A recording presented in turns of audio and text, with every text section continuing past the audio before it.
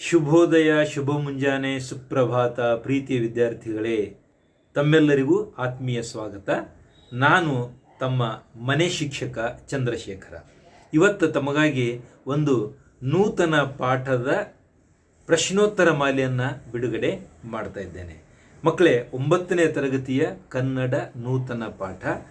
ಇದನ್ನು ಜನ್ನನ ಯಶೋಧರ ಚರಿತೆ ಅಂತಕ್ಕಂತಹ ಉದ್ಗ್ರಂಥದಿಂದ ಆಯ್ದ ಭಾಗ ಬಲಿಯ ನಿತ್ತೊಡೆ ಮುನಿವೆಂ ಅಂತಕ್ಕಂತಹ ಭಾಗವಾಗಿದೆ.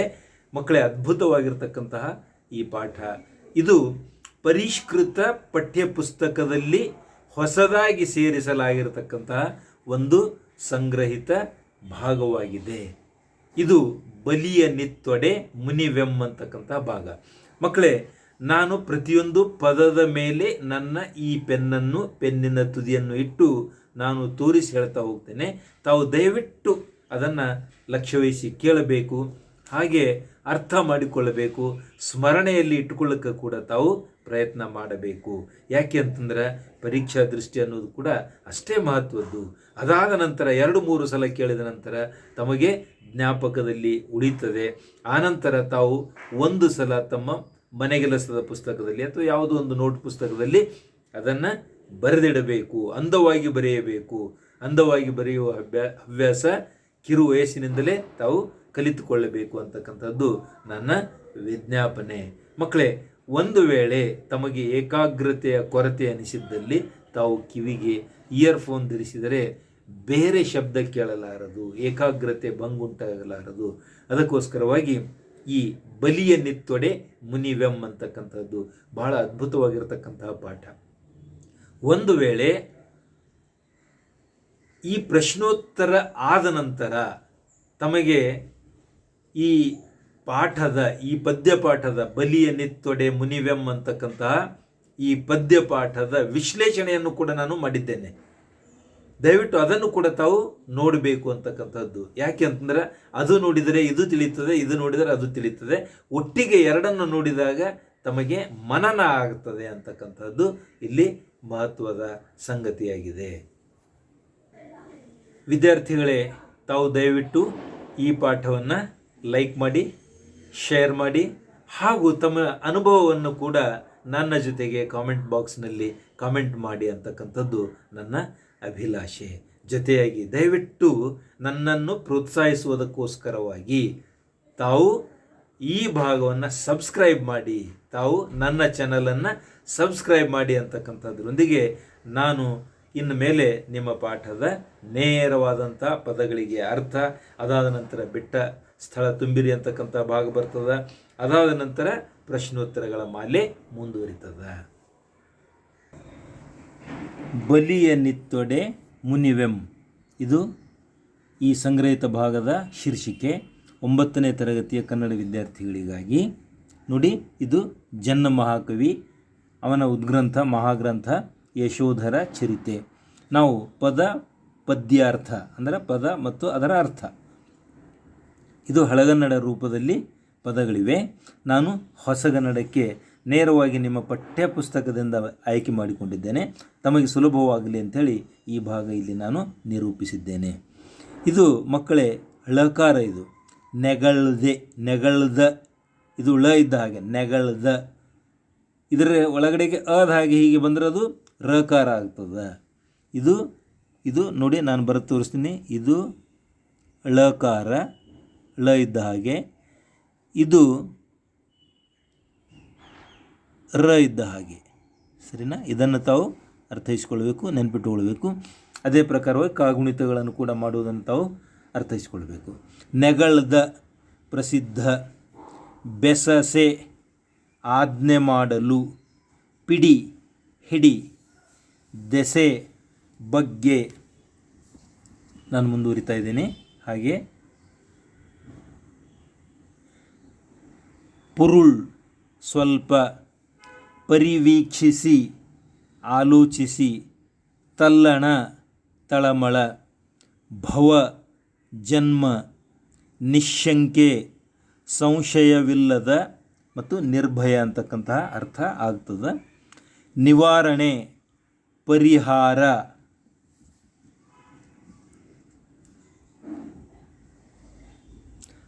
ಕದಂಬ ಸಮೂಹ, ಬೆರಗು, ಇದು ತಮಗೆ ಅರ್ಥ ಆಗಲಿ ಅಂತೇಳಿ ಇದನ್ನು ಕೊಡಲಾಗಿದೆ. ವಿಸ್ಮಯ, ಲೋಚನ ಕಣ್ಣು, ಗೋಚರ ಕಾಣು, ಬಂಧಿಸಿ ವಂದಿಸಿ. ನೋಡಿ, ಇಲ್ಲಿ ಒಂದು ವೇಳೆ ನಾವು ಮಹಾಪ್ರಾಣ ಬಂಧನ ಅಥವಾ ಬಂಧಿಸಿ ಅಂತಂದರೆ ಬೇರೆಯೇ ಅರ್ಥ ಆಗ್ತದೆ. ಇದು ತದ್ಭವ ತತ್ಸಮಗಳು. ಬಂಧಿಸಿ, ವಂದಿಸಿ. ನೆರೆದ, ಸೇರಿದ, ನೆರೆ, ಚೆನ್ನಾಗಿ. ಈಗ ನಾನು ಈ ಭಾಗದ ಪದ ಅರ್ಥಗಳಿಗೆ ಹೋಗ್ತಾ ಇದ್ದೇನೆ. ಸೃಜ, ಹೂಮಾಲೆ, ತಂಡುಲ ಅಕ್ಕಿ, ಚರು ಹವಿಸ್ಸು, ವ್ರಜ ಸಮೂಹ, ತಿರೋಹಿ ಮಾಯವಾಗು, ಅನುಜೆ ಸಹೋದರಿ, ವಿಭು ಪ್ರಭು, ಲಾಲಿಸು ಮುದ್ದಿಸು, ಒಡರಿಸೆ ಉಂಟಾಗಲು. ನೋಡಿ ಮುಂದೆ ಹೋಗೋಣ. ಮಡಗು ಅಡಗಿಸು, ಏನಂಗಳ್ ಪಾಪ ಕೃತ್ಯಗಳು, ಅಳ್ಕಿ ನಾಚಿ, ದಿವಂ ಸ್ವರ್ಗ, ಮೂದಲಿಸು ಹಂಗಿಸು, ಕಲಿ ಕಲ್ಕಿ ಅಥವಾ ವಿಷ್ಣುವಿನ 10ನೆಯ ಅವತಾರ ಅಥವಾ ಕಲಿಪುರುಷ ಅಂತ ಕೂಡ ಇದನ್ನು ಹೇಳಲಾಗ್ತದೆ. ವಿದ್ಯಾರ್ಥಿಗಳೇ, 2ನೇ ಭಾಗಕ್ಕೆ ನಾವು ಬರೋಣ. ಈ ಅಭ್ಯಾಸದಲ್ಲಿ ಪ್ರಶ್ನೋತ್ತರ ಮಾಲೆ ಇರ್ತದೆ. ಅದಕ್ಕಿಂತ ಮುಂಚಿತವಾಗಿ ನಾವು ಬಿಟ್ಟ ಸ್ಥಳಗಳನ್ನು ನಾವು ನೋಡೋಣ. ಇದು ನಿರ್ದೇಶನ ಏನಿದೆ, ಬಿಟ್ಟಿರುವ ಜಾಗವನ್ನು ಸೂಕ್ತ ಪದದಿಂದ ತುಂಬಿ ಅಂತಕ್ಕಂಥದ್ದಿದೆ. ನೋಡಿ, ಮೊದಲನೆಯದ್ದು ಅಭಯ ರುಚಿಯ ಸಹೋದರಿಯ ಹೆಸರು. ಇಲ್ಲಿ ರಿಕ್ತ ಸ್ಥಳ ಅಂದರೆ ಡ್ಯಾಶ್, ಖಾಲಿ ಸ್ಥಳ ನಾನು ತುಂಬಿದ್ದೇನೆ. ಅಭಯಮತಿ. ಅಭಯ ರುಚಿಯ ಸಹೋದರಿಯ ಹೆಸರು ಅಭಯಮತಿ. ಪ್ರಶ್ನೆ 2, ಅಭಯಮತಿ ಮತ್ತು ಅಭಯ ರುಚಿಯರನ್ನು ಡ್ಯಾಶ್ಗೆ ಬಂದಿದ್ದಾಗ ಸೆರೆ ಹಿಡಿದರು. ಇಲ್ಲಿ ಚರಿಗೆ ಅಥವಾ ಭಿಕ್ಷೆ ಅಂತ ಕೂಡ ಬರೆಯಬಹುದು. ನಿಮ್ಮ ಪುಸ್ತಕದಲ್ಲಿ ಭಿಕ್ಷೆ ಅಂತ ಇದೆ, ನಾನು ಅದಕ್ಕೆ ಸಮಾನ ಅರ್ಥ ಇನ್ನೊಂದು ಪದ ಬರೆದಿದ್ದೇನೆ. ಇದು ಕೂಡ ತಾವು ಬರೆಯಬಹುದು. ಬಲಿಯ ನಿತ್ತೊಡೆ ಮುನಿವೆಂ ಪದ್ಯದ ಆಕರ ಅಂದರೆ ಸೋರ್ಸ್ ಬುಕ್. ಯಾವ ಗ್ರಂಥದಿಂದ, ಮೂಲ ಗ್ರಂಥ ಯಾವುದು ಅಂತಂದಂಗೆ. ಆಕರ ಅಂದರೆ ಮೂಲ ಗ್ರಂಥ. ಬಲಿಯ ನಿತ್ತೊಡೆ ಮುನಿವೆಂ ಅಂತಕ್ಕಂಥ ಈ ಪದ್ಯದ ಶೀರ್ಷಿಕೆ. ಅದರ ಮೂಲ ಗ್ರಂಥ ಯಶೋಧರ ಚರಿತೆ ಅಂತಕ್ಕಂಥದ್ದು. 4ನೇದ್ದು ಮಾರಿದತ್ತ ಕಲಿಯನ್ನು ಮೂದಲಿಸುವಂತೆ ದೇವನಾದನು. ಮಾರಿದತ್ತ ಡ್ಯಾಶ್ ದೇವನಾದನು ಅಂತಕ್ಕಂಥದ್ದಿದೆ. ಅದು ಕಲಿಯನ್ನು ಮೂದಲಿಸುವಂತೆ ದೇವನಾದನು ಅಂತಕ್ಕಂಥ ಮಾತು ಅಲ್ಲಿ ಬರ್ತಾ ಇದೆ. ಇನ್ನು ಈ ಭಾಗ ನೋಡಿ, ಕೊಟ್ಟಿರುವ ಪದಗಳಲ್ಲಿ ಆಯಾ ಗುಂಪಿಗೆ ಸೇರದ ಪದವನ್ನು ಆರಿಸಿ ಬರೆಯಿರಿ. ಹೌದಲ್ಲ, ಇಲ್ಲಿ 4 ಪದಗಳಿವೆ, ಒಂದು ಗುಂಪಿಗೆ ಸೇರಲಾರದ ಪದ ಇದೆ. ಅದನ್ನು ದಯವಿಟ್ಟು ಗುರುತಿಸಬೇಕು ತಾವು. ಹೇಗೆ ಅಂತಂದ್ರೆ, ರನ್ನ, ಜನ್ನ, ಹರಿಹರ, ಪೊನ್ನ. ಇದು ರನ್ನ, ಜನ್ನ, ಪೊನ್ನ ಇವರು ರತ್ನತ್ರಯರು ಅಂತ ಹೇಳ್ತಾರೆ. ಹರಿಹರ ಆ ರತ್ನತ್ರಯರಲ್ಲಿ ಇಲ್ಲ, ಅದಕ್ಕೋಸ್ಕರವಾಗಿ ಇದು ವಿಭಿನ್ನವಾದದ್ದು. ನೃಪೇಂದ್ರ, ದೊರೆ, ನೃಪ, ನರಪತಿ ಇವುಗಳಲ್ಲಿ ದೊರೆ ಭಿನ್ನವಾದದ್ದು. ಏಕೆಂದರೆ ಇವು ಸಂಸ್ಕೃತ ಪದಗಳು. ಇದು ದೊರೆ ಅಂತಕ್ಕಂಥದ್ದು ಕನ್ನಡ ಪದ, ಅಚ್ಚ ಕನ್ನಡ ಪದ. ಗುರುವಿಂದು ಹಿಂಸೆಯೆಂದರೋಳ್, ಗುರುವಿಂದು ಹಿಂಸೆಯೆಂದರೋಳ್ ಬರುತ್ತಿರೆ ಪ್ರಜೆಯೆಲ್ಲಂ. ಇಲ್ಲಿ ನಾವು ನೋಡಿದಾಗ ಇದು ಬರುತ್ತಿರೆ ಅಂತಕ್ಕಂಥದ್ದಿದೆ. ಇದು ಸಂಧಿಗಳಿಗೆ ಸಂಬಂಧಪಟ್ಟಿರ್ತಕ್ಕಂಥದ್ದು. ಇವು ಆಗಮ ಸಂಧಿಗಳಾಗ್ತವೆ. ಇದು ಆಗಮ ಸಂಧಿ ಆಗುವುದಿಲ್ಲ. ಇದು ಲೋಪ ಸಂಧಿ ಆಗ್ತದೆ. ಬರುತ್ತ ಅಧಿಕ್ ಇರೆ, ಬರುತ್ತಿರೆ. ಅಕಾರ ಇಲ್ಲಿ ಸ್ವರಲೋಪ ಆಗಿದೆ. ಅನಂತ ಪುರಾಣ, ಯಶೋಧರ ಚರಿತೆ, ವಿಕ್ರಮಾರ್ಜುನ ವಿಜಯ, ಅನುಭವ ಮುಕುರ. ವಿಕ್ರಮಾರ್ಜುನ ವಿಜಯ ಯಾಕೆ ಅಂತಂದರೆ ಇದು ವಿಕ್ರಮಾರ್ಜುನ ವಿಜಯ ಅಂತಕ್ಕಂಥದ್ದು ಪಂಪನಿಂದ ಬರೆಯಲ್ಪಟ್ಟಿರ್ತಕ್ಕಂಥ ಗ್ರಂಥ ಒಂದು ಭಾಗವಾದ್ರೆ, ಇನ್ನೊಂದು ಭಾಗವಾಗಿ ಏನಂತಂದರೆ ಇವೆಲ್ಲ ಅಲೌಕಿಕ ಗ್ರಂಥಗಳು, ಇದು ಲೌಕಿಕ ಗ್ರಂಥ ಅಂಥೇಳಿ ಹೇಳ್ತಾರೆ. ಇನ್ನು ನಾವು ಮತ್ತೆ ಮುಂದುವರಿಯೋಣ ವಿದ್ಯಾರ್ಥಿಗಳೇ. ಈ ಭಾಗದಲ್ಲಿ ನೋಡಿ, ಕೊಟ್ಟಿರುವ ಪ್ರಶ್ನೆಗಳಿಗೆ ಒಂದು ವಾಕ್ಯದಲ್ಲಿ ಉತ್ತರಿಸಿ ಅಂತಕ್ಕಂಥದ್ದು ಇಲ್ಲಿ ನಿರ್ದೇಶನ ಇದೆ ನೋಡಿ. ಅಭಯ ರುಚಿಯ ಸಹೋದರಿಯ ಹೆಸರೇನು? ಇದು ಹಿಂದೆ ಬಿಟ್ಟ ಸ್ಥಳದಲ್ಲಿಯೂ ಕೂಡ ಇದೆ. ಅಭಯ ರುಚಿಯ ಸಹೋದರಿಯ ಹೆಸರು ಅಭಯಮತಿ.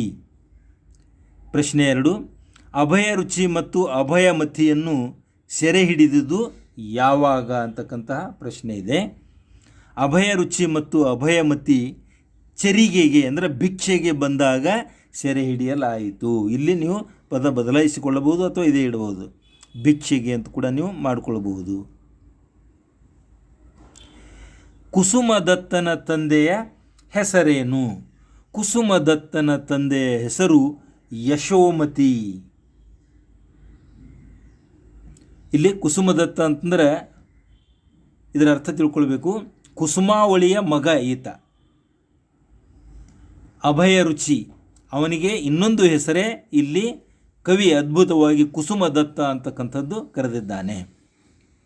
ಪ್ರಶ್ನೆ 4, ಮಾರಿದತ್ತ ಪಟ್ಟವನ್ನು ಯಾರಿಗೆ ಕಟ್ಟಿದನು?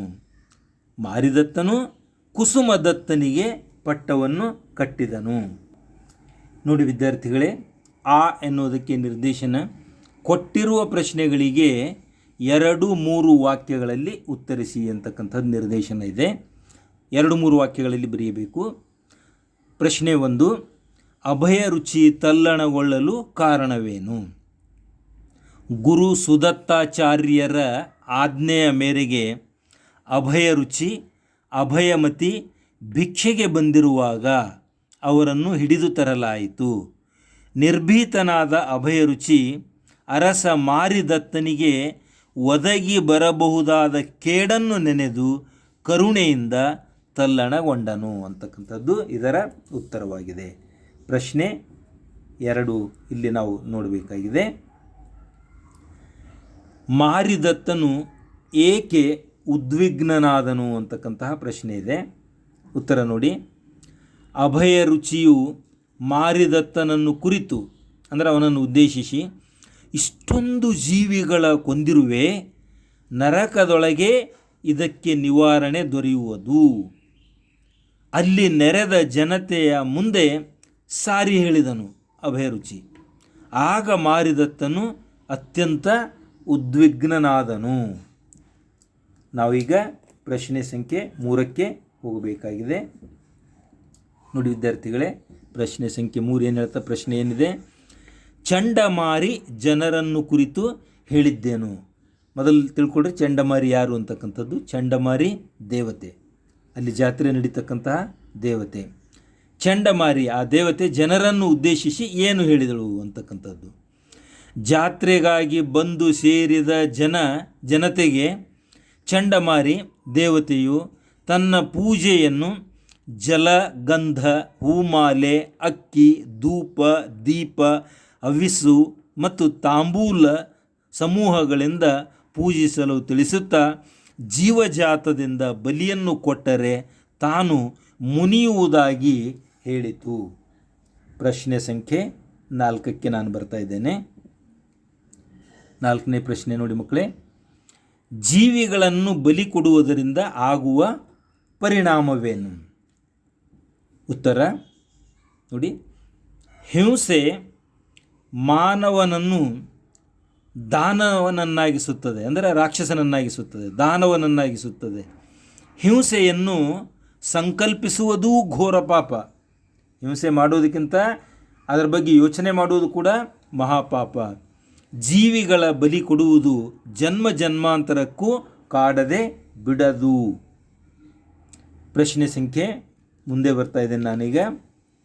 ಇಲ್ಲಿ ನೋಡಿ, ಇಲ್ಲೇನಿದೆ ಅಂತಂದರೆ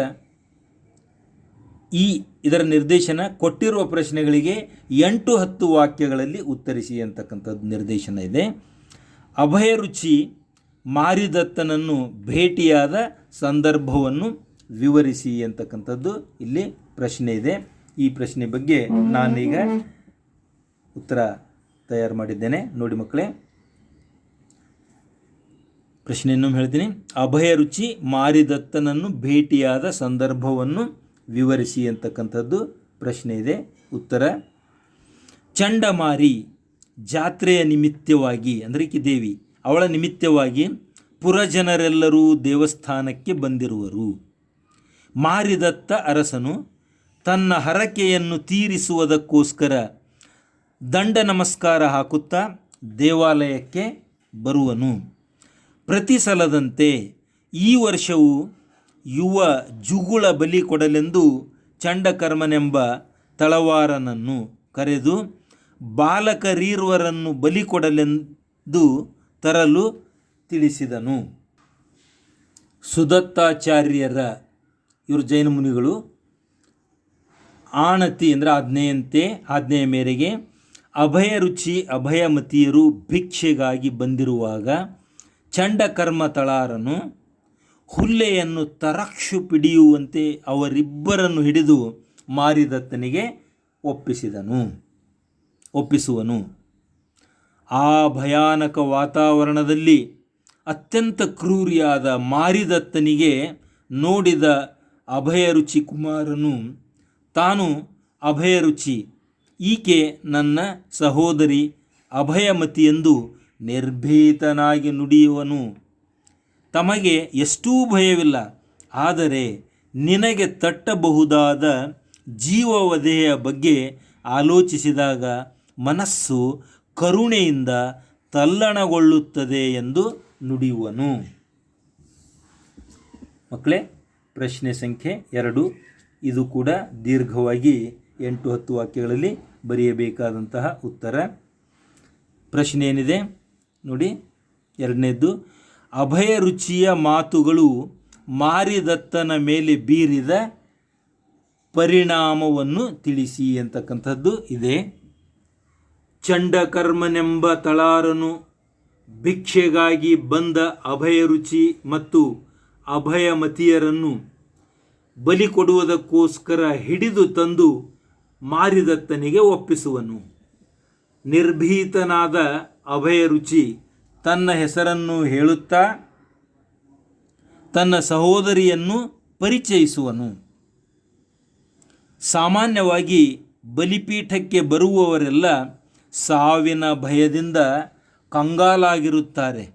ಆದರೆ ಇವರ ಮುಖದಲ್ಲಿ ಎಷ್ಟೊಂದೂ ಭಯ ಕಂಡುಬರಲಿಲ್ಲ. ಬದಲಾಗಿ ಅರಸನ ಕೇಡನ್ನು ನೆನೆದು ತನ್ನ ಮನದಲ್ಲಿಯೇ ತಲ್ಲಣಗೊಳ್ಳುವನು. ಅಭಯರುಚಿಗೆ ಮನಸ್ಸಿನೊಳಗೆ ಏನಾಗ್ತದೆ, ಇಂಥ ಹೀನ ಕೃತ್ಯ ಮಾಡ್ತಾ ಇದ್ದಾನೆ, ಇವನಿಗೇನಾಗ್ತದೋ ಏನೋ ಅಂಥೇಳಿ. ಸಂಕಲ್ಪ ಹಿಂಸೆಯಿಂದ ಮಾತ್ರಕ್ಕೆ ತಾನು ಹಲವು ಜನ್ಮಗಳ ಭವಾವಳಿಯಲ್ಲಿ ಸಾಗಿ ಬರಬೇಕಾಯಿತು. ನಿಶಂಕೆಯಿಂದ ಅರಸ ಮಾರಿದತ್ತನು ನರಕದಲ್ಲೇ ಅದರಿಂದ ನಿವಾರಣೆ ಹೊಂದಬೇಕು ಎಂಬ ಅಭಯರುಚಿಯ ಮಾತು ಕೇಳಿದಾಗ ಮಾರಿದತ್ತನು ತುಂಬ ಬೆರಗಾಗಿ ಉದ್ವೇಗಗೊಳ್ಳುವನು. ನೆರೆದ ಜೀವ ಸಮೂಹಗಳಿಗೆ ಅಭಯ ವಚನ ನೀಡುವಂತೆ ವಿವ್ವಲಿತನಾಗುವನು. ವಿದ್ಯಾರ್ಥಿಗಳೇ, ಪ್ರಶ್ನೆ ಸಂಖ್ಯೆ 3, ಮಾರಿದತ್ತನು ರಾಜ್ಯವನ್ನು ತ್ಯಜಿಸಲು ಕಾರಣವೇನು?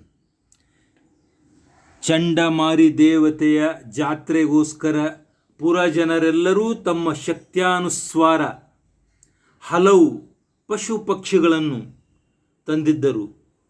ಯುವ ನರ ಬಲಿ ಕೊಡಲೆಂದು ಚಂಡಕರ್ಮ ತಳಾರನು ಅಭಯರುಚಿ ಅಭಯಮತಿಯರನ್ನು ಹಿಡಿದು ತಂದಾಗ ಅಭಯರುಚಿ ಕುಮಾರನ ಅಭೀತ ಮಾತುಗಳು ಮತ್ತು ದೊರೆಯ ಮೇಲಿನ ಕನಿಕರದ ನುಡಿ ಕೇಳಿ ಮಾರಿದತ್ತನು ಉದ್ವೇಗಪರನಾದನು. ಮುಂದಿನ ಪ್ಯಾರಾಗ್ರಾಫ್ ನೋಡೋಣ. ಪರಿಚ್ಛೇದ. ದೇವತೆಯು ಎಲ್ಲರಿಗೂ ಕೇಳುವಂತೆ ಜಾತ್ರೆಯು ಅಹಿಂಸೆಯಿಂದ ನಡೆಯಬೇಕು. ಪ್ರಜೆಗಳೆಲ್ಲರೂ ಜಲಗಂಧ, ಹೂಮಾಲೆ, ಅಕ್ಕಿ, ಧೂಪ, ದೀಪ, ಹವಿಸ್ಸು, ತಾಂಬೂಲು ಸಮೇತ ಪೂಜಿಸುವುದು ಯೋಗ್ಯ. ತಾವೇನಾದರೂ ಬಲಿಯನ್ನಿತ್ತರೆ ನನಗೆ ಕೋಪ ಬರುವುದು ಎಂದು ನುಡಿಯುವಳು. ಆಗ ಅರಸನು ಜೀವರಾಶಿಗಳನ್ನೆಲ್ಲ ಬಂಧನದಿಂದ ಬಿಡಿಸುವನು. ಅಂದರೆ ಬಲಿ ಕೊಡ್ಲಿಕ್ಕೆ ತಂದಿರತಕ್ಕಂಥ ಎಲ್ಲ ಜನರು ತಮ್ಮ ತಮ್ಮ ಶಕ್ತಿಯಾನುಸಾರವಾಗಿ ಕುರಿನೋ ಕೋಳಿನೋ ಏನೋ ತಂದಿರ್ತಾರೆ, ಅದನ್ನೆಲ್ಲ ಬಿಡಿಸಿಬಿಡ್ತಾನೆ. ಜನತೆಯ ಸಂತೋಷವನ್ನು ತನ್ನ ಅನುಜೆಯ ನಂದರ ಮಾತುಗಳನ್ನು ಮಾರಿದತ್ತನು ಲಾಲಿಸುವನು. ಮಾರಿದತ್ತನಲ್ಲಿ ಅಗಾಧವಾದ ಪರಿವರ್ತನೆ ಕಂಡುಬರುತ್ತಿತ್ತು. ಮಂಗಲ ಸ್ನಾನ ಮಾಡುವಂತೆ ದಡದಡನೆ ಕಣ್ಣೀರು ಸುರಿಸಿದನು. ಸೋದರ ಶಿಶುಗಳಿಬ್ಬರನ್ನು ಸೆಳೆದಪ್ಪಿಕೊಂಡು ಬೆಚ್ಚನೆಯ ಪ್ರೀತಿ ನೀಡಿದನು. ಇದುವರೆಗೂ ತಾನು ಮಾಡಿದ ತಪ್ಪಿನ ಅರಿವಾಗಿ ಕುಸುಮದತ್ತನಿಗೆ ಅಂದರೆ ಅಭಯರುಚಿಗೆ ಧರೆಯ ತ್ರಿನಾಥ ಪದವಿಯನ್ನು ಕೊಟ್ಟು ಬಳಿಕ ಅವನು ಜಿನದೀಕ್ಷೆಯನ್ನು ಕೈಗೊಂಡನು. ಮಕ್ಕಳೇ, ಮುಂದಿನ ಪ್ರಶ್ನೆ ನೋಡೋಣ ನಾವು. ಇದು ಪ್ರಶ್ನೆ 4ನೇ ಪ್ರಶ್ನೆ. ಅಭಯ ರುಚಿ ಮತ್ತು ಮಾರಿದತ್ತರಲ್ಲಿ ಯಾರನ್ನು ಮೆಚ್ಚುವಿರಿ, ಏಕೆ? ಭಾಳ ಅದ್ಭುತವಾಗಿರ್ತಕ್ಕಂಥ ಪ್ರಶ್ನೆ ಇದು. ಇದು ತೀರಾ ವೈಯಕ್ತಿಕವಾಗಿರ್ತಕ್ಕಂತಹ ಪ್ರಶ್ನೆ ಆಗಿದೆ. ಅಂದರೆ ನಿಮಗಿಬ್ಬರಲ್ಲಿ ಯಾರಿಗೆ ಮೆಚ್ಚುಗೆ? ಸಾಮಾನ್ಯವಾಗಿ ಇಲ್ಲಿ ಮಾರಿದತ್ತ ಖಳನಟ ಆಗಿದ್ದಾನೆ, ಅಭಯ ರುಚಿ ನಾಯಕನಾಗಿದ್ದಾನೆ. ಹೀಗಾಗಿ ಯಾವಾಗಲೂ ಖಳನನ್ನು ಮೆಚ್ಚುವುದಕ್ಕಿಂತ ನಾಯಕನನ್ನು ಮೆಚ್ಚುವುದು ಸೂಕ್ತವಾದದ್ದು ಮತ್ತು ಯೋಗ್ಯವೂ ಹೌದು. ಇಲ್ಲಿ ನೋಡಿ ಮಕ್ಕಳೇ, ಈಗ ನಾನು ಹೀಗೆ ಉತ್ತರ ಬರೆದಿದ್ದೇನೆ. ಇದು ಅತ್ಯಂತ ಜ್ಞಾನಿ, ಸುಗುಣ ಸಂಪನ್ನ ಮತ್ತು ಸ್ಫುರದ್ರೂಪಿಯಾದ ಅಭಯ ರುಚಿ ಅಂದರೆ ನನಗೆ ತುಂಬ ಮೆಚ್ಚು. ಕೆಟ್ಟದ್ದನ್ನು ಮಾಡುವುದಕ್ಕಿಂತ ಕೆಟ್ಟದ್ದನ್ನು ಯೋಚಿಸುವುದೂ ಮಹಾಪಾಪ ಎಂಬುದು ಸಂಕಲ್ಪ ಹಿಂಸೆ. ತನ್ನ ತಾಯಿ ಚಂದ್ರಮತಿಯ ಮಾತು ಮೀರದೆ ಯಶೋಧರನು ಹಿಟ್ಟಿನ ಕೋಳಿಯನ್ನು ಬಲಿಕೊಟ್ಟ ಮಹಾಪಾಪಕ್ಕೆ ಗುರಿಯಾಗುವನು. ಅದೇ ಯಶೋಧರನು ಹಲವು ಜನ್ಮದ ಭವಾವಳಿಗಳಲ್ಲಿ ಸುತ್ತಿ ಅಭಯರುಚಿ ಎಂಬ ಕುವರನಾಗಿ ಯಶೋಮತಿ ಮತ್ತು ಕುಸುಮಾವಳಿಯರಿಗೆ ಅವಳಿ ಮಕ್ಕಳಲ್ಲಿ ಅಭಯಮತಿಯೊಂದಿಗೆ ಆತ ಜನಿಸುವನು. ಅಶ್ವಯುಜ ಚೈತ್ರ ಮಾಸದಲ್ಲಿ ಮಾರಿದತ್ತನು ಚಂಡಮಾರಿಯ ಜಾತ್ರೆಯ ನಿಮಿತ್ತ ಯುಗಳ ನರಬಲಿ ಕೊಡಲು ಚಂಡಕರ್ಮನೆಂಬ ತಳವಾರನನ್ನು ಕಳುಹಿಸಿಕೊಡುವನು. ಸುದತ್ತಾಚಾರ್ಯರ ಆಣತಿಯ ಮೇರೆಗೆ ಭಿಕ್ಷೆಗೆ ಬಂದ ಅಭಯಮತಿ ಅಭಯ ರುಚಿಯರನ್ನು ಆ ತಳಾರನು ಹರಿಣಿಯನ್ನು ತರಾಕ್ಷು ಹಿಡಿಯುವಂತೆ ಹಿಡಿದು ತಂದನು. ಮಾರಿಯ ಮನೆಯ ಭಯಾನಕ ದೃಶ್ಯ ಕಂಡು ಅಭಯ ರುಚಿ ಕಿಂಚತ್ತೂ ವಿಚಲಿತನಾಗಲಿಲ್ಲ, ಸ್ವಲ್ಪನೂ ಅವನು ಹೆದರಿಕೊಳ್ಳಿಲ್ಲ ಅಂತಕ್ಕಂಥದ್ದು ಇಲ್ಲಿ ಬರ್ತದೆ.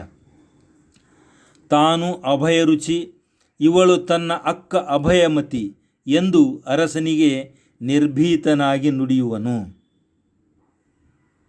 ಅರಸನೇ, ನಿನಗೆ ಬರಬಹುದಾದ ಕೇಡನ್ನು ನೆನೆದು ಕರುಣೆಯಿಂದ ಮನಸ್ಸು ತಲ್ಲಣಗೊಳಿಸುತ್ತಿದೆ ಎಂದು ಹೇಳಿದನು.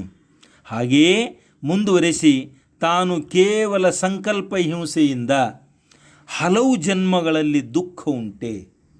ನಿಶ್ಶಂಕೆಯಾಗಿ ನಿನಗಂತೂ ಇದರ ನಿವಾರಣೆ ನರಕದಲ್ಲಿಯೇ ಪಡೆಯಬೇಕು ಎನ್ನುವಲ್ಲಿ ಅಭಯ ರುಚಿಯ ಪಾತ್ರ ತುಂಬ ಅನುಭವಿ ಮತ್ತು ಜ್ಞಾನಮಯ ಆಗಿದೆ. ಅದಕ್ಕೆ ಪ್ರತಿಯಾಗಿ ಸ್ವತಃ ದೇವಿಯೇ ತನಗೆ ಬಲಿಯ ನೀಡಕೂಡದು, ಬಲಿಯಿತ್ತರೆ ತಾನು ಮುನಿಯುವುದಾಗಿ ಹೇಳುವಲ್ಲಿ ಅಭಯ ರುಚಿಯ ಪಾತ್ರ ಮತ್ತಷ್ಟು ಪ್ರಬದ್ಧವಾಗಿರುತ್ತದೆ.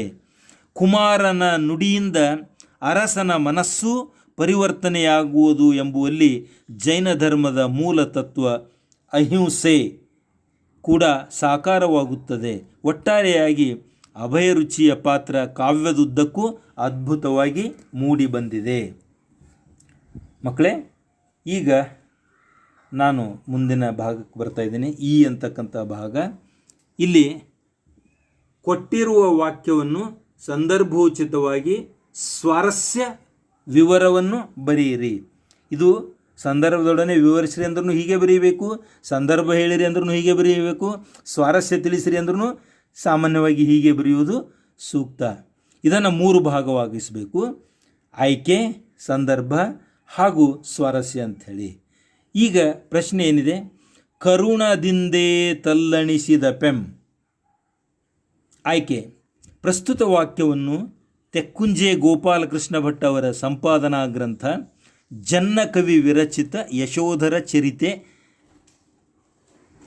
ಈ ಕಾವ್ಯದಿಂದ, ಇಲ್ಲಿ ನಾನು ಇನ್ವರ್ಟೆಡ್ ಕಾಮ ಹಾಕ್ತಿದ್ದೀನಿ, ಕಾವ್ಯದಿಂದ ಆಯ್ದಿರತಕ್ಕಂತಹ ಭಾಗ ಬಲಿಯ ನಿತ್ತೊಡೆ ಮುನಿವೆಂ ಎಂಬ ಪದ್ಯದಿಂದ ಆಯ್ಕೆ ಮಾಡಲಾಗಿದೆ. ಈ ಮಾತು ಮಾರಿದತ್ತನನ್ನು ಕುರಿತು ಅಭಯರುಚಿ ನುಡಿಯುವನು. ನೋಡಿ, ಯಾರು ಹೇಳಿದರು, ಯಾರಿಗೆ ಹೇಳಿದರು ಅಂತಕ್ಕಂಥದ್ದು ಬಂತು, ಯಾವ ಕವಿಯಿಂದ ನಿರ್ಮಾಣವಾಗಿದೆ, ಮೂಲ ಗ್ರಂಥ ಯಾವುದು, ಹಾಗೂ ತಮಗಿರ್ತಕ್ಕಂಥ ಪದ್ಯದ ಶೀರ್ಷಿಕೆ ಯಾವುದು, ಈ ಎಲ್ಲ ಸಂಗತಿಗಳು ಇದರಲ್ಲಿ ಒಳಗೊಂಡಿದೆ. ಈಗ ಸಂದರ್ಭ ನಾನು ಹೇಳ್ತಾ ಇದ್ದೇನೆ. ಮಾರಿದತ್ತನ ಸಂದರ್ಭ ಯಾವಾಗ ಬಂತು ಈ ವಾಕ್ಯ? ಕರುಣದಿಂದೇ ತಲ್ಲಣಿಸಿದ ಪೆಂ ಅಂತಕ್ಕಂಥ ವಾಕ್ಯ ಯಾವಾಗ ಬಂತು ಅಂತಕ್ಕಂಥದ್ದು ಇಲ್ಲಿದೆ. ಮಾರಿದತ್ತನ ಆಜ್ಞೆಯ ಮೇರೆಗೆ ಅಭಯರುಚಿ ಮತ್ತು ಅಭಯಮತಿಯರನ್ನು ಚಂಡಕರ್ಮನೆಂಬ ತಳವಾರನ್ನು ಹಿಡಿದು ತರುವನು. ಮಾರಿ ಮನೆಯ ಭಯಾನಕತೆಯನ್ನು ಕಂಡು ಅಭಯರುಚಿ ಸ್ವಲ್ಪವೂ ವಿಚಲಿತನಾಗದೆ ತಾನು ಕೇವಲ ಸಂಕಲ್ಪ ಹಿಂಸೆಯಿಂದಾಗಿ ಹಲವು ಭವಗಳನ್ನು ದಾಟಿ ಬಂದೆ. ಇದು ಹಲವು ಭವಗಳನ್ನು ದಾಟಿ ಬಂದೆ. ನೀನು ಮಾಡಿರುವ ಕೇಡನ್ನು ಪರಿವೀಕ್ಷಿಸಿದಾಗ ತುಂಬ ಕರುಣೆಯಿಂದ ತನ್ನ ಮನಸ್ಸು ತಲ್ಲಣಿಸುತ್ತಿದೆ ಎಂದು ಅಭಯರುಚಿ ಸಂದರ್ಭೋಚಿತವಾಗಿ ನುಡಿಯುವನು. ಸ್ವಾರಸ್ಯ: ಅಹಿಂಸೆಯೇ ಪರಮಧರ್ಮ ಎಂಬುದು ಸತ್ಯ. ಆದರೆ ಮಾರಿದತ್ತನು ಇದಕ್ಕೆ ವ್ಯತಿರಿಕ್ತವಾಗಿ ನರಬಲಿ ಕೊಡುವ ಸನ್ನಿವೇಶ ಇದು ಅಕ್ಷಮ್ಯ. ಅರಸನ ಮನೋವಿಕಲತೆಯಿಂದ ಅಭಯರುಚಿ ಅವನಲ್ಲಿ ಕನಿಕರ ತೋರುವನು ಎಂಬುದು ಇಲ್ಲಿಯ ಸ್ವಾರಸ್ಯ ಆಗಿದೆ. ಮಕ್ಕಳೇ, ಮುಂದಿನ ಪ್ರಶ್ನೆಗೆ ನಾನು ಹೋಗ್ತಾ ಇದ್ದೇನೆ. ಇದು ಮುಂದಿನ ಪ್ರಶ್ನೆ. ಬಲಿಯ ನಿತ್ತೊಡೆ ಮುನಿವೆಂ ಅಂತಕ್ಕಂಥದ್ದಿದೆ. ಆಯ್ಕೆ: ಈ ಮೇಲಿನ ಮಾತು ಬಲಿಯ ನಿತ್ತೊಡೆ ಮುನಿವೆಂ ಎಂಬ ಪದ್ಯದಲ್ಲಿ ಬರುವುದು. ಈ ಭಾಗವು ತೆಕ್ಕುಂಜೆ ಗೋಪಾಲಕೃಷ್ಣ ಭಟ್ಟ ಅವರ ಸಂಪಾದನಾ ಗ್ರಂಥ ಜನ್ನಕವಿ ವಿರಚಿತ ಯಶೋಧರ ಚರಿತೆ ಎಂಬ ಕಾವ್ಯದಿಂದ ಸಂಗ್ರಹಿಸಲಾಗಿದೆ.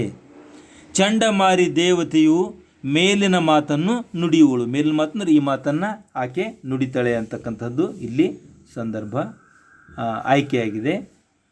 ಅಂದರೆ ಯಾರು ಹೇಳಿದರು, ಯಾರಿಗೆ ಹೇಳಿದರು ಅಂತಕ್ಕಂಥದ್ದು ಕೂಡ ಇಲ್ಲಿ ಬಂದರೆ ಒಳ್ಳೆಯದು. ಈಗ ಯಾವ ಸಂದರ್ಭದಲ್ಲಿ ಬರ್ತದೆ ಈ ಮಾತು ಅಂತಕ್ಕಂಥದ್ದು ಇಲ್ಲಿದೆ. ಚಂಡಮಾರಿ ದೇವಿಗೆ ಬಲಿ ಕೊಡಲೆಂದು ರಾಜಪುರ ಪಟ್ಟಣದ ಜನರೆಲ್ಲ ಜಾತ್ರೆಯ ನಿಮಿತ್ತ ನೆರೆದಿದ್ದರು. ನರಬಲಿ ಕೊಡಲೆಂದು ಯುಗಳ ಅಂದರೆ ಅವಳಿ ಜವಳಿ ಅಂತ ಹೇಳ್ತಾರಲ್ಲ, ಅವಳಿ ಮಕ್ಕಳನ್ನು, ಅಭಯರುಚಿ ಮತ್ತು ಅಭಯಮತಿಯರನ್ನು ತರಲಾಗಿತ್ತು. ನಿರ್ಭೀತನಾದ ಅಭಯರುಚಿ ಕುಮಾರನು ತನ್ನ ಸಹೋದರಿ ಸಮೇತನಾಗಿ ಪರಿಚಯಿಸಿಕೊಂಡು ತನ್ನ ವೃತ್ತಾಂತವನ್ನೆಲ್ಲ ಹೇಳುವನು. ಅರಸನ ಹಿಂಸಾ ಪ್ರವೃತ್ತಿಯಿಂದ ದೊರೆಯಬಹುದಾದ ಮೋಕ್ಷ ಅಂದರೆ ಕೊನೆ, ನರಕದಲ್ಲಿಯೇ ನಿವಾರಣೆ ಎಂದು ನುಡಿಯುವಷ್ಟರಲ್ಲಿ ದೇವಿಯು ಕುವರನನ್ನು ಬಂಧಿಸಿರುವುದು ಮಹಾ ಅಪರಾಧ. ಪ್ರಜೆಗಳೆಲ್ಲರೂ ಜಲಗಂಧ, ಹೂಮಾಲೆ, ಅಕ್ಕಿ, ಧೂಪ, ದೀಪ, ತಾಂಬೂಲ ಹಾಗೂ ಹವಿಸ್ಸಿನಿಂದ ಪೂಜಿಸಲಿ ಎಂದು ನುಡಿಯುವಲ್ಲಿ ಈ ಮೇಲಿನ ಮಾತು ಅದು ಬರ್ತದೆ. ಅಂದರೆ ಬಲಿಯ ನಿತ್ತೊಡೆ ಮುನಿವೆಂ ಅಂತಕ್ಕಂಥ ಮಾತು ಅಲ್ಲಿ ಬರ್ತದೆ. ಈಗ ಈ ಮಾತಿನ ನಿಜ ಸ್ವಾರಸ್ಯ ಅಂತಕ್ಕಂಥದ್ದು ಇಲ್ಲಿದೆ ನೋಡಿ. ಅಹಿಂಸೆಯೇ ಜೈನ ಧರ್ಮದ ಮೂಲ ತತ್ವ ಎಂದು ಬಿಂಬಿಸುವಲ್ಲಿ ಕವಿ ಜನ್ನನು ಅತ್ಯಂತ ಮಾರ್ಮಿಕವಾಗಿ ಚಂಡಮಾರಿ ದೇವಿಯ ಮುಖಾಂತರ ಹಿಂಸೆ ಸಲ್ಲದು, ಅದರಿಂದ ತನಗೆ ಮುನಿಸಾಗುವುದು ಎಂಬ ಮಾತು ಅತ್ಯಂತ ಸ್ವಾರಸ್ಯಮಯವಾಗಿ ಇಲ್ಲಿ ಮೂಡಿಬಂದಿದೆ. ವಿದ್ಯಾರ್ಥಿಗಳೇ, ಈಗ ನಾನು 3ನೇ ಪ್ರಶ್ನೆಗೆ ಬರ್ತಾ ಇದ್ದೇನೆ.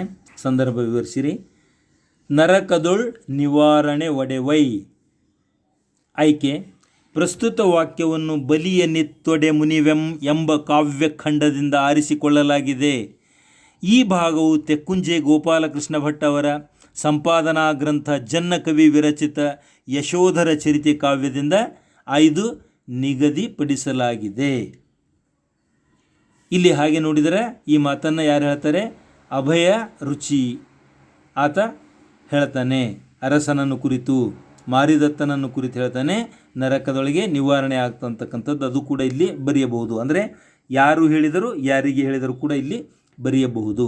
ಇನ್ನು ಯಾವ ಸಂದರ್ಭದಲ್ಲಿ ಈ ಎಲ್ಲ ಸಂಗತಿಗಳು ಬರ್ತಾವ ಅಂತಕ್ಕಂಥದ್ದು ನಾನು ಇಲ್ಲಿ ತಮಗೆ ವಿಶ್ಲೇಷಣೆ ಮಾಡ್ತಾ ಇದ್ದೇನೆ ಮಕ್ಕಳೇ. ಸಂದರ್ಭ: ಹಲವು ಜನ್ಮಾಂತರಗಳ ನಂತರ ಅಭಯ ರುಚಿ, ಅಭಯಮತಿಯರು ಯಶೋಮತಿ ಮತ್ತು ಕುಸುಮಾವಳಿಯ ಮಕ್ಕಳಾಗಿ ಅಭಯ ರುಚಿ ಹಾಗೂ ಅಭಯಮತಿಯರು ಜನಿಸಿದ್ದರು.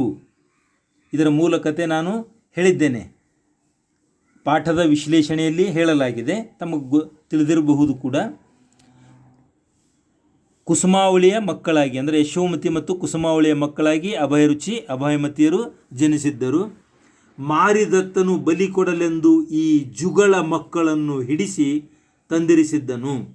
ನಿರ್ಭೀತನಾದ ಅಭಯರುಚಿಯು ಕೇವಲ ಸಂಕಲ್ಪ ಹಿಂಸೆಯಿಂದ ಮಾತ್ರ ತಾನು ಹಲವು ಜನ್ಮದ ಭವಗಳನ್ನು ಕಳೆಯುವಂತಾಯಿತು ಎಂದು ಅರಸನಿಗೆ ಹೇಳುವನು. ಇನ್ನು ನೀನು ಮಾಡುವ ಭಯಾನಕ ಹಿಂಸಾ ಕೃತ್ಯ ಮನದಲ್ಲಿ ನೆನೆದರೆ ಕರುಣೆಯಿಂದ ಮನಸ್ಸು ತಲ್ಲಣಗೊಳ್ಳುವುದು ಎಂದು ನುಡಿಯುತ್ತಾ ಈ ಮೇಲಿನಂತೆ, ಅಂದರೆ ಈ ಮೇಲೆ ಮಾತು ಕೊಟ್ಟಿದ್ದಾರಲ್ಲ ಪ್ರಶ್ನೆಯಲ್ಲಿ, ನಿಸ್ಸಂದೇಹವಾಗಿ ಇದಕ್ಕೆ ನಿವಾರಣೆ ನರಕದಲ್ಲಿಯೇ ಪಡೆಯುವೆ ಎಂದು ನುಡಿಯುವನು. ಈ ಮಾತಿಗೆ ಸ್ವಾರಸ್ಯ ಭಾಳ ಅದ್ಭುತವಾಗಿದೆ. ಎಲ್ಲದಕ್ಕೂ ಅಂದರೆ ಆಯಾ ಅಪರಾಧಕ್ಕೆ ಪರಿಹಾರವೆಂಬುದು ಇದ್ದೇ ಇರುತ್ತದೆ. ಆದರೆ ಚಂಡಮಾರಿಯದ್ದು ಮಹಾ ಅಪರಾಧ, ಇದರ ನಿವಾರಣೆ ನರಕದಲ್ಲಿಯೇ ಸಾಧ್ಯ ಎಂಬ ಮಾತು ಅತ್ಯಂತ ಸ್ವಾರಸ್ಯಮಯವಾಗಿ ಇಲ್ಲಿ ಮೂಡಿ ಬಂದಿದೆ. ಮಕ್ಕಳೇ, 4ನೆಯ ಪ್ರಶ್ನೆ ಇಲ್ಲಿದೆ ನೋಡಿ. ದೇವನೇ ಆದಮ್ ಅಂತಕ್ಕಂತಹದ್ದು ಇಲ್ಲಿ ಬರ್ತಕ್ಕಂತಹ ಒಂದು ಮಾತು ಇದೆ. ದೇವನೇ ಆದಮ್. ಆಯ್ಕೆ ಹೆಚ್ಚು ಕಡಿಮೆ ಸೇಮ್, ಆಯ್ಕೆ ಎಲ್ಲವೂ ಒಂದೇ ಇರ್ತದೆ. ಒಂದು ಪದ್ಯ ಅಥವಾ ಒಂದು ಪಾಠಕ್ಕೆ ಆಯ್ಕೆ ಅದೇ ಇರ್ತದೆ. ಆದರೆ ಯಾರು ಹೇಳಿದರು, ಯಾರಿಗೆ ಹೇಳಿದರು ಅನ್ನೋದು ಮಾತ್ರ ಬದಲಾವಣೆ ಆಗ್ತದೆ. ಆಯ್ಕೆ ನೋಡಿ, ಮೇಲೆ ಕೊಟ್ಟಿರುವ ವಾಕ್ಯವನ್ನು ಬಲಿಯ ನಿತ್ತೊಡೆ ಮುನಿವೆಂ ಎಂಬ ಪದ್ಯದಿಂದ ಆಯ್ದುಕೊಳ್ಳಲಾಗಿದೆ. ಈ ಪದ್ಯ ಭಾಗವು ಜನ್ನಕವಿಯ ಯಶೋಧರ ಚರಿತೆಯಿಂದ ಆಯ್ದುಕೊಳ್ಳಲಾಗಿದೆ. ಇದನ್ನು ತೆಕ್ಕುಂಜೆ ಗೋಪಾಲಕೃಷ್ಣ ಭಟ್ ಅವರು ಸಂಪಾದಿಸಿರುವರು ಅಂತಕ್ಕಂಥದ್ದು ಇಲ್ಲಿಯ ಸಂಗತಿಯಾಗಿದೆ. ಈಗ ಸಂದರ್ಭ: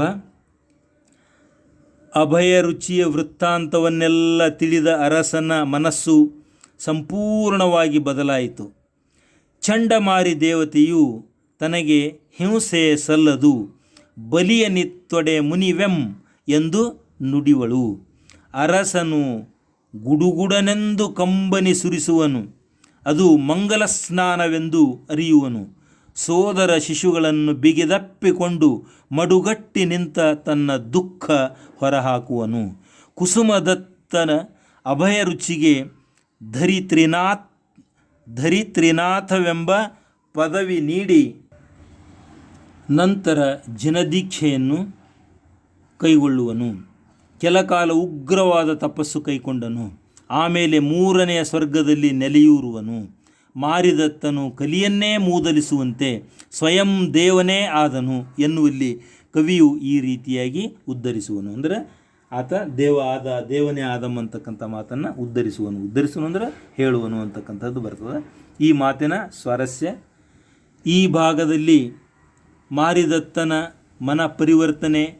ಮನ ಪರಿವರ್ತನೆಗೊಂಡು ಉಗ್ರವಾದ ತಪಸ್ಸಿನಿಂದ ಕಲ್ಕಿಯನ್ನೇ, ಅಂದರೆ ಇದು ವಿಷ್ಣುವಿನ 10ನೇ ಅವತಾರ, ಕಲಿ ಅವತಾರ, ಕಲ್ಕಿ ಅಂತ ಕೂಡ ಹೇಳ್ತಾರೆ, ಅದನ್ನು ಕೂಡ ನಂಬುವಂತೆ ಸ್ವಯಂ ದೇವನಾದ ಅಂತಕ್ಕಂಥದ್ದು ಸ್ವಾರಸ್ಯಮಯವಾಗಿ ಇಲ್ಲಿ ವ್ಯಕ್ತವಾಗಿದೆ.